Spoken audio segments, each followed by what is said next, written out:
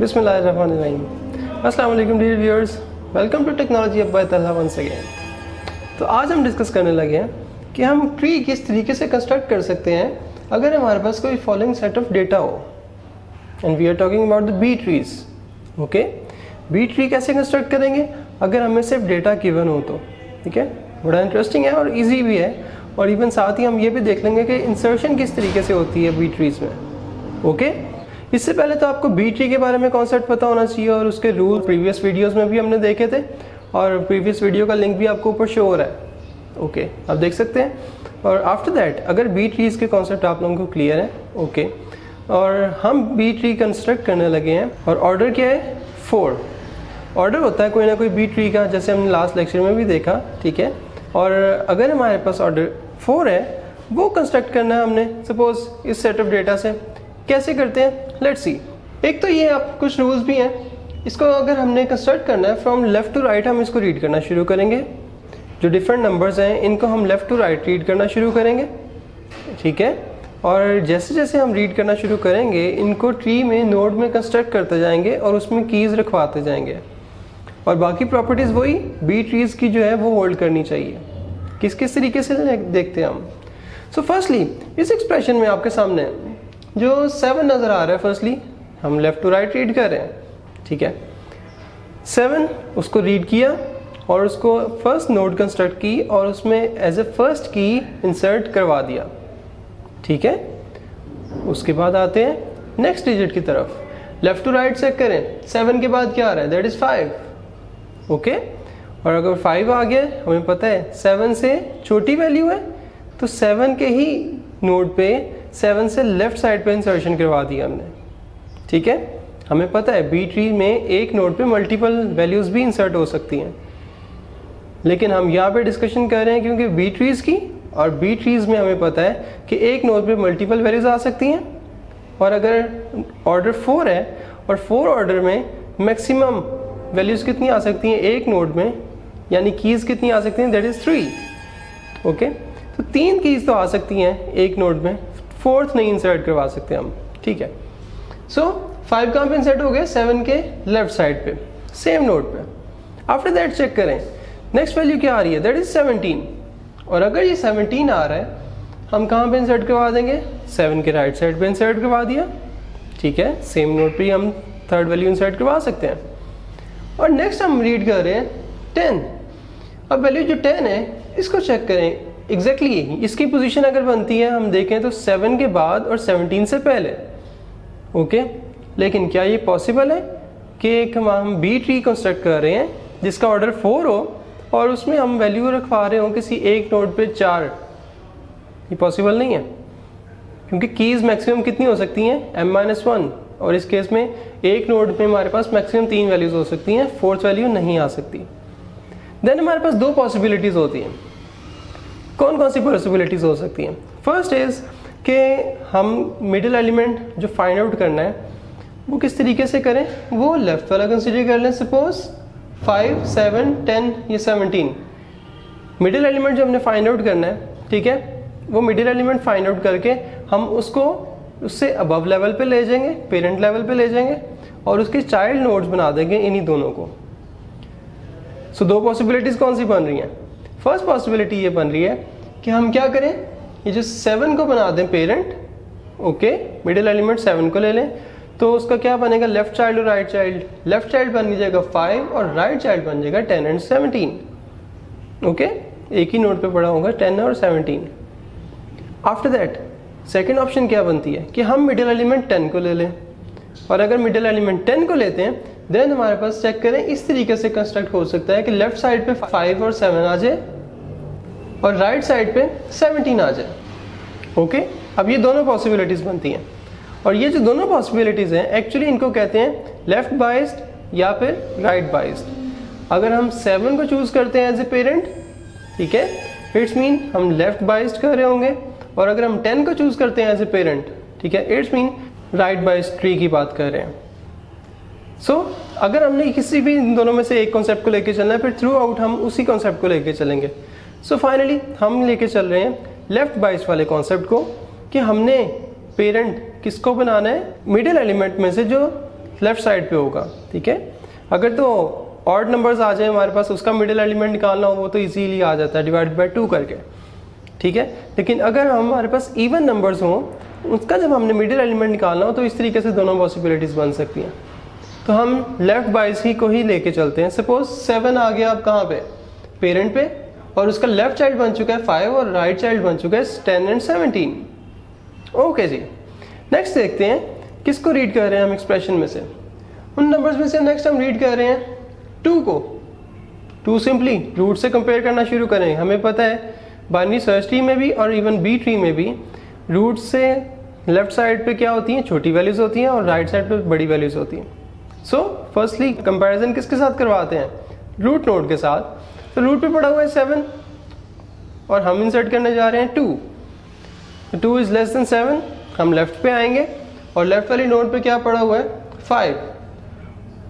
उसी नोड पे हम 5 के लेफ्ट साइड पे, क्योंकि 5 से भी छोटा है 2, तो 5 से भी लेफ्ट साइड पे कौन सी वैल्यू इंसर्ट कर रहे हैं, दैट इज 2, ठीक है। सिंपली ये भी इंसर्ट करवा दी। आगे आते हैं 2 के बाद हम रीड कर रहे हैं 15 को, ठीक है। 15 को रीड करते हैं, चेक करें 7 से लार्जर है, रूट पे जो की पड़ी हुई है उससे लार्जर है, तो हम क्या करेंगे, इसके राइट चाइल्ड की तरफ आएंगे और राइट पे पड़ा हुआ है हमारे पास 10 और 17। ओके, तो 15 अगर हमने इंसर्ट करवाना है तो कहाँ आ जाएगा, after the 10 and before then 17। Okay, अब जब 15 भी इंसर्ट हो चुका है, आफ्टर दैट हम हमारे 4 की तरफ। अब हम 4 को इंसर्ट करने लगे हैं। अब जैसे ही 4 को चेक करें रूट नोड से, 7 से छोटा है या बड़ा है, 7 से क्योंकि स्मॉल है, हम आएंगे 7 के लेफ्ट साइड पे, और लेफ्ट साइड पे जो हमारे पास चाइल्ड पड़ा हुआ है उस पर वैल्यूज क्या पड़ी हुई है 2 एंड 5, और 4 इंसर्ट हो जाएगा between these 2 numbers.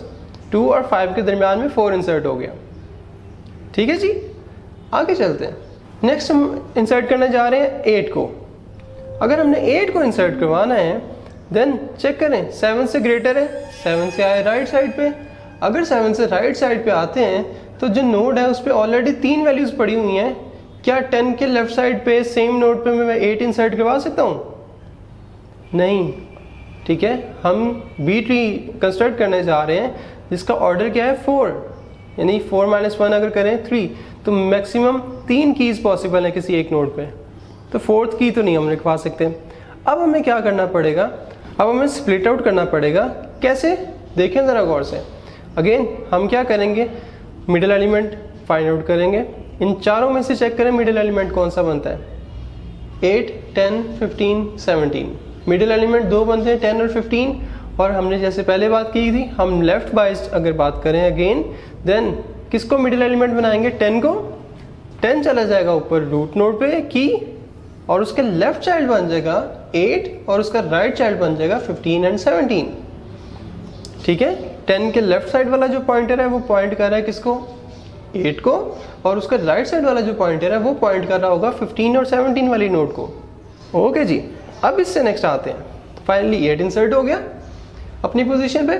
After that 11, अगर 11 इंसर्ट करवाना चाहें, सपोज चेक करें रूट पे जो वैल्यू पड़ी हुई है 10 से ग्रेटर है, तो ऑब्वियसली इंसर्शन हमेशा हमारे पास लीफ नोड्स पे होती है, ये हमें पता है, आप लोगों को भी याद रखना है। जब भी हम इंसर्शन करवा रहे हैं लीफ नोड्स में ही इंसर्शन करवानी है। सो 10 को इंसर्ट करवाना था, 10 के राइट साइड पे आए, तो राइट जो चाइल्ड है उसी में ज़रा चेक करें क्या वैल्यूज, 15 और 17। 15 और 17 से पहले हमने 11 को भी इंसर्ट करवा दिया एज ए की। ओके जी, नेक्स्ट आए, क्या वैल्यू आ रही है, दैट इज 13। चलें 13 को अगर इंसर्ट करवाना चाहें, चेक करें 10 के राइट साइड पे बनता है, ठीक है। 10 के राइट चाइल्ड की तरफ आए और राइट चाइल्ड में वैल्यू पड़ी हुई है ऑलरेडी 11, 15 एंड 17।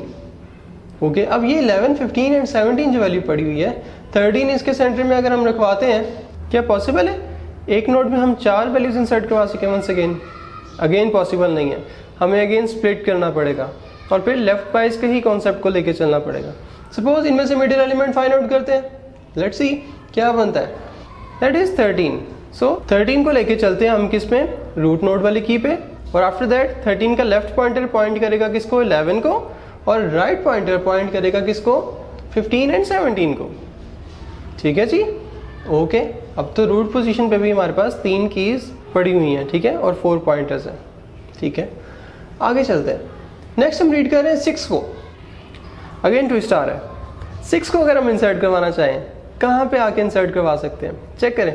7 के लेफ्ट पे बनेगा, ठीक है, 7 के लेफ्ट पे आ गए। 7 के लेफ्ट पे जब आए हैं 2, 4 और 5, 3 वैल्यूज ऑलरेडी पड़ी हुई हैं एक हमारे पास नोड में। देन क्या कर सकते हैं, क्या 6 को इंसर्ट करवा सकते हैं यहाँ पे एज ए 4th की? नहीं, अगेन हमें इसको स्प्लिट आउट करना पड़ेगा। और अगर इसको स्प्लिट आउट करते हैं लेफ्ट बायस वाले कॉन्सेप्ट से ही, तो सिंपली क्या करना पड़ेगा, मिडिल एलिमेंट अब क्या बनेगा, 4 या 5? 4, तो 4 को लेके चलते हैं एज ए पेरेंट, ठीक है, वो ऊपर चली जाएगी वैल्यू, और लेफ्ट पे आ गया 2 और राइट पे आ गया 5 और 6। लेकिन ज़रा चेक करें, 4 को अगर हम ऊपर लेके जाते हैं, देन क्या आपके पास रूट नोड पे 4 वैल्यूज एग्जिस्ट कर सकती हैं, 4 कीज? अगेन यहाँ पे भी पॉसिबिलिटी नहीं है, तो हमें क्या करना पड़ेगा, अगेन स्प्लिट आउट करना पड़ेगा। ओके, कोई मुश्किल नहीं है, लेकिन क्या है, एक दफ़ा और स्प्लिट आउट करना पड़ेगा। हम कर लेते हैं सिंपली। कैसे करेंगे, 4, 7, 10 और 13 चेक करें, इनका मिडिल एलिमेंट क्या बनता है, दैट इज 7। लेफ्ट बाइस वाले कॉन्सेप्ट को ही अप्लाई कर रहे हैं। और अगर 7 बनता है, 7 को ले गए हम अगेन उनके पेरेंट पे, और उसका लेफ्ट चाइल्ड बना दिया किसको, 4 वाली नोड को, और राइट चाइल्ड बना दिया किसको, 10 और 13 वाली नोड को। और अब ट्री का स्ट्रक्चर कुछ इस तरीके से बन रहा है।